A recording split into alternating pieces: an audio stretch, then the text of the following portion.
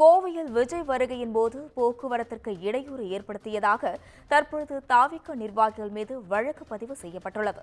இதுகுறித்த கூடுதல் விவரங்களை செய்தியாளர் ஞானசேகரன் வழங்க கேட்கலாம். வணக்கம் ஞானசேகரன், தாவிக நிர்வாகிகள் மீது வழக்கு பதிவு செய்யப்பட்டுள்ளது. அது குறித்த கூடுதல் விவரங்களை நீங்க பதிவு செய்யலாம்.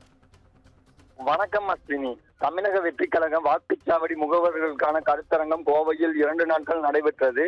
இந்த கருத்தரங்கில் பங்கேற்பதற்காக அந்த கட்சியின் தலைவர் விஜய் சென்னையிலிருந்து கோவை விமான நிலையம் மூலம் நேற்று முன்தினம் காலை வந்தார். அப்பொழுது அவரை பார்ப்பதற்காக வரவேற்பதற்காகவும் கோவை விமான நிலையத்தில் அந்த கட்சி நிர்வாகிகள் மற்றும் பலர் அங்கு திரண்டனர்.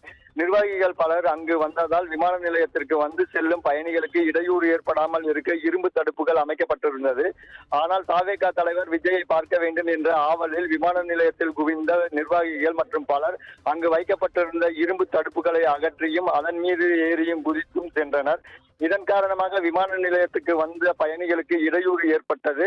அத்துடன் விமான நிலையத்தில் இருந்து பொருட்களும் சேதப்படுத்தப்பட்டன. அதுபோன்ற விமான நிலையத்தில் சாலையில் அந்த கட்சியின் சேர்ந்த நிர்வாகிகள் ஏற்றி வந்த வாகன ஓட்டிகள் போக்குவரத்து மற்றும் பொதுமக்களுக்கு இடையூறு ஏற்படுத்தும் விதமாக வாகனங்களை ஓட்டி சென்றனர்.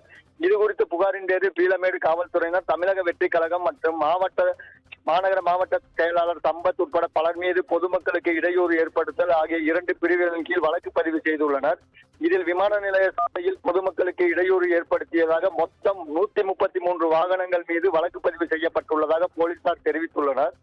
இதுபோன்று தமிழக துணை முதலமைச்சர் உதயநிதி ஸ்டாலின் கோவை வருகையை ஒட்டி விமான நிலைய சாலையில் திமுக கொடி கம்பங்கள் நடப்பட்டு இருந்தது.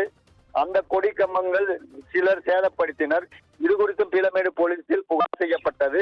அதன் பேரில் காவல்துறையினர் விசாரணை நடத்தி திமுக கொடியை சேதப்படுத்தியதாக நிர்வாகிகளான திண்டுக்கல் செல்லமுத்து, ஒட்டஞ்சத்திரம் மனோஜ்குமார் ஆகியோர் மீது 2 பிரிவின் கீழ் வழக்கு பதிவு செய்து விசாரணை நடத்தி வருகின்றனர். அஸ்வினி,